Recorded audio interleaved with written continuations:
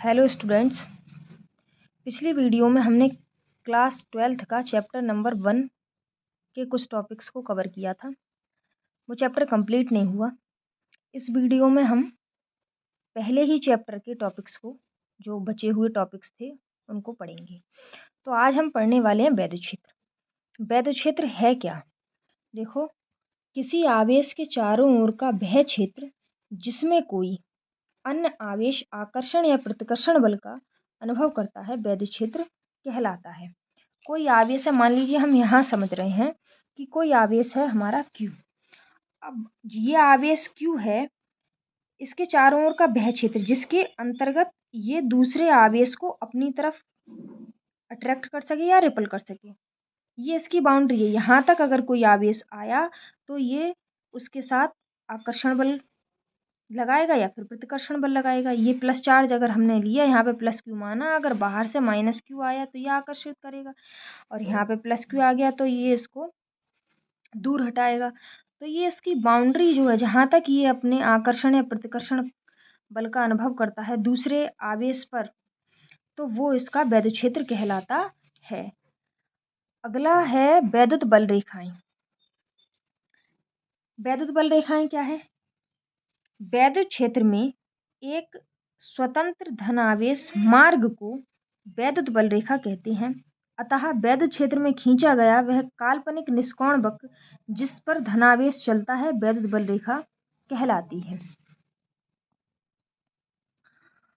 इसमें हम देखें कि वैद्युत बल रेखा, इन्होंने बोला कि काल्पनिक निष्कोण वक्र जिस पर धनावेश चलता है, यानी कि हम सिंपली कह सकते हैं कि धनावेश का जो मार्ग है वो ही वैद्युत बल रेखा है।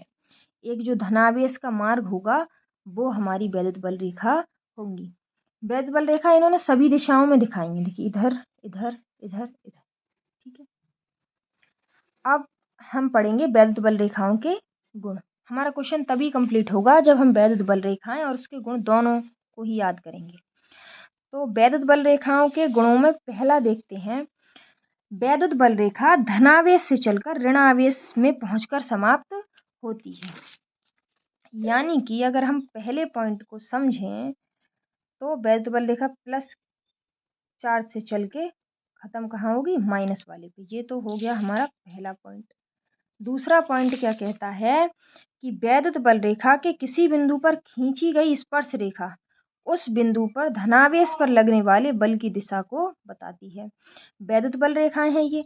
इसका एक और चित्र है जो मैंने यहाँ नहीं बनाया है, आप बुक से देख सकते हो। इस तरह वाले जो सर्किल हैं, तो वैद्युत बल रेखा के किसी बिंदु पर खींची गई स्पर्श रेखा उस बिंदु पर धनावेश पर लगने वाले बल की दिशा को बताती है। अगर वैद्युत बल रेखाएं हैं, उसके स्पर्श बिंदु पर अगर हम स्पर्श रेखा खींचे अगर वैद्युत बल रेखा पे, तो वो लगने वाले फोर्स की डायरेक्शन को हमें बताएगी। तीसरा पॉइंट कहता है कि कोई भी दो बल रेखाएं परस्पर एक दूसरे को काट नहीं सकती, क्योंकि बल रेखाएं एक दूसरे को काटेंगी तो कटान बिंदु पर बल की दो दिशाएं होंगी, जो कि असंभव है। हम अगर ये चित्र देखें वैद्युत बल रेखा का जो हमने बनाया है, देखो कोई भी दो बल रेखाएं काट नहीं रही होंगी। ऐसा नहीं है कि इसके ऊपर से यहाँ से बल रेखा निकल गई, यहाँ से निकल गई, ऐसा तो नहीं बनाया हमने।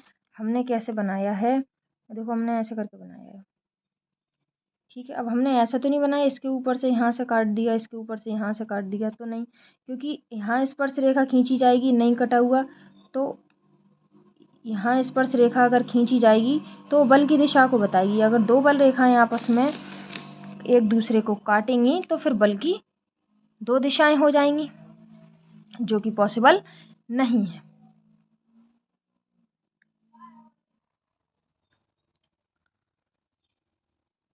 अगला हम देखेंगे वैद्युत क्षेत्र की तीव्रता। वैद्युत क्षेत्र की तीव्रता क्या है? वैद्युत क्षेत्र के अंदर किसी बिंदु पर रखे एकांक धन परीक्षण आवेश पर लगने वाले बल को उस बिंदु पर वैद्युत क्षेत्र की तीव्रता कहते हैं। इसे ई से शो करते हैं।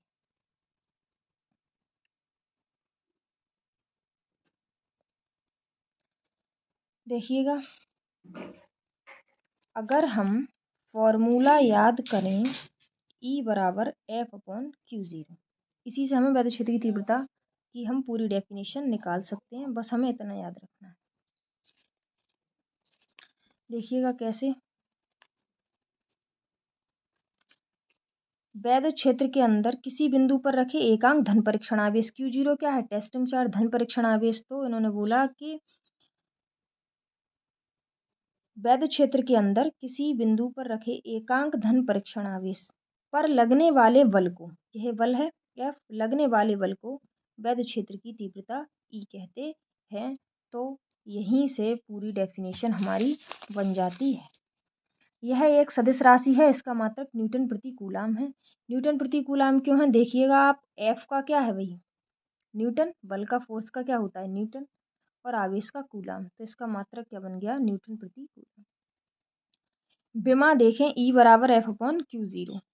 F की होती है ml T की -2। Q की तुम्हें पता है आवेश की जो है वो AT है। अब ml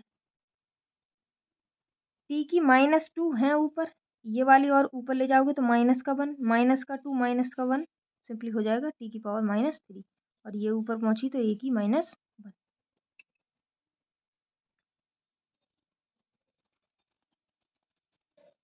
अब हम अगला पढ़ने वाले हैं, किसी बिंदु आवेश के कारण वैद्युत क्षेत्र की तीव्रता। किसी बिंदु आवेश के कारण वैद्युत क्षेत्र की तीव्रता, इसका चित्र हमने बना रखा है। ये कोई O बिंदु पर ये +Q आवेश रखा है। P बिंदु पर हमें वैद्युत क्षेत्र की तीव्रता ज्ञात करनी है और P पर +Q0 टेस्टिंग चार्ज जो है वो भी P पर ही रखा है हमारा। और O से P तक की दूरी R है। ये हमने वैद्युत क्षेत्र E की दिशा दिखाई है। तो हम पढ़ेंगे, माना बिंदु O पर एक +Q आवेश रखा है, जैसा हमने चित्र बनाया वैसे ही हमने इसमें लिखा है। इसके द्वारा उत्पन्न वैद्युत क्षेत्र में R दूरी पर एक बिंदु P है, जिस पर वैद्युत क्षेत्र की तीव्रता ज्ञात करनी है। अब यदि हम देखें तो माना बिंदु P पर एक परीक्षण आवेश Q0 रखा है, हमने रख रखा है यहाँ पे बता दिया। अतः इस पर लगने वाला बल कौन से नियम से निकालेंगे? कूलाम का नियम। कूलाम का नियम हमने लास्ट वीडियो में करा है, उसमें भी यही निकल के आया कि भाई F बराबर 1/4πε0। वहाँ पे था Q1 Q2/r²। दो आवेशों का गुणनफल के समानुपाती होता है ये बल। तो यहाँ पे हमारे पास आवेश है, एक तो Q, तो हमने Q ले लिया, दूसरा टेस्टिंग चार्ज Q0, तो Q0 ले लिया। दूरी कितनी है? r²। तो ये हमारा फॉर्मूला बन के आता है F बराबर 1/4πε0 Q/Q0/r²। ये समीकरण नंबर 1 हमने बना ली। हम निकाल क्या रहे हैं? वैद्युत क्षेत्र की तीव्रता E के लिए हमें किस किस चीज की जरूरत पड़ने वाली है? F/Q0। F हमने निकाल लिया, Q0 दे रखा है, बस मान लगाना है E वाले फॉर्मूले में।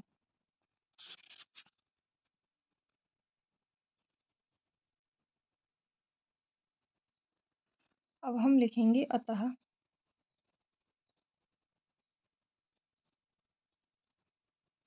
बिंदु P पर वैद्युत क्षेत्र की तीव्रता। बिंदु P पर वैद्युत क्षेत्र की तीव्रता कैसे निकालेंगे? वैद्युत क्षेत्र की तीव्रता E का फॉर्मूला है E बराबर F/Q0। E ऐसे ही F का मान जो हमने अभी समीकरण 1 बनाई उससे लगाएंगे 1/4πε0 Q0/r²। और बटे में क्या है? Q0 से ये कैंसिल हो गया, तो E बराबर आ गया हमारा निकल कर 1/4πε0 Q/r²। ये हमारा वैद्युत क्षेत्र की तीव्रता का फॉर्मूला आ गया।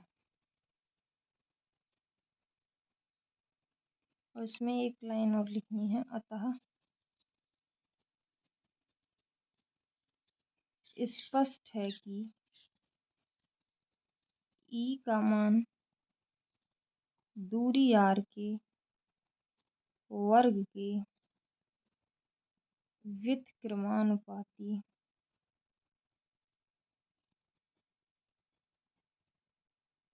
होता।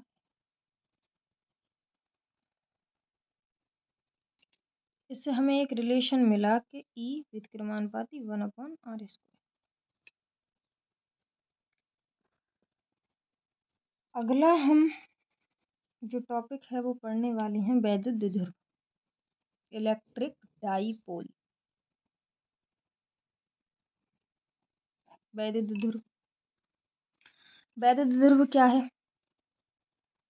वैद्युत द्विध्रुव है यदि दो बराबर व विपरीत आवेश एक दूसरे से अल्प दूरी पर रखे हों तो वो सिस्टम जो बनेगा वो वैद्युत द्विध्रुव कहलाएगा। तो हम इसी के अकॉर्डिंग चित्र बना रहे हैं। हमने माना कि भाई दो आवेश हैं -q और +q, दोनों एक दूसरे से अल्प दूरी हमने मान ली है 2l पर हमारे दोनों आवेश रखे हैं। ये जो सिस्टम बन गया हमारा, यही तो वैद्युत द्विध्रुव है। तो हमें लिखना क्या है, यदि दो बराबर व विपरीत आवेश, बराबर कैसे हैं क्योंकि क्यू लिया है, अगर हम यहाँ 2q मानते हैं 4q मानते कुछ अलग मानते तो बराबर नहीं होते, बराबर हैं विपरीत इसलिए हैं, विपरीत देखो साइन से +q -q। तो हमें लिखना है यदि दो बराबर व विपरीत आवेश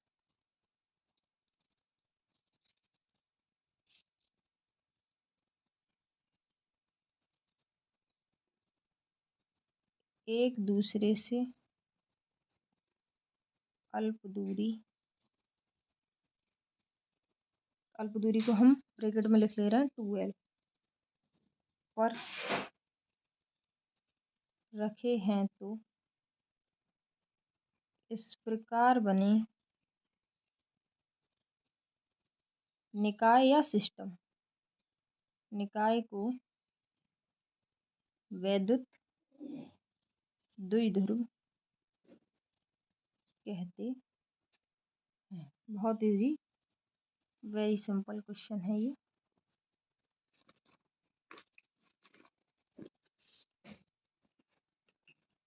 वैद्युत द्विध्रुव हमने पढ़ लिया, अब वैद्युत द्विध्रुव आघूर्ण पढ़ेंगे हम। वैद्युत द्विध्रुव आघूर्ण, वैद्युत द्विध्रुव आघूर्ण, वैद्युत द्विध्रुव आघूर्ण क्या है? चित्र सेम ही है उसका भी।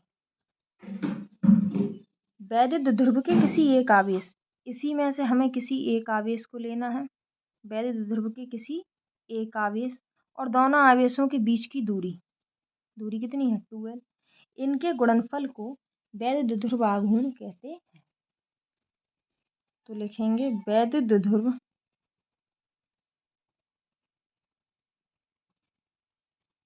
के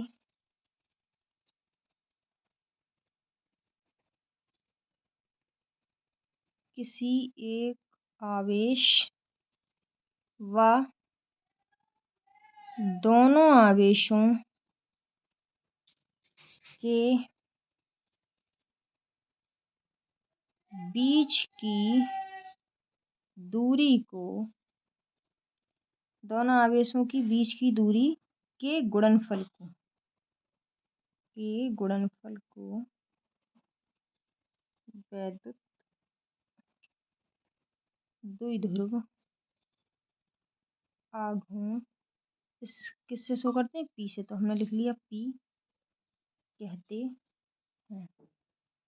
वैद्युत द्विध्रुव के किसी एक आवेश व दोनों आवेशों के बीच की दूरी के गुणनफल को वैद्युत द्विध्रुव आघूर्ण P कहते हैं। देखो P बराबर किसी एक आवेश, तो हमने Q ले लिया, दोनों आवेशों के बीच की दूरी 2l का गुणनफल करा दिया, तो वैद्युत द्विध्रुव आघूर्ण क्या कहते हैं, P।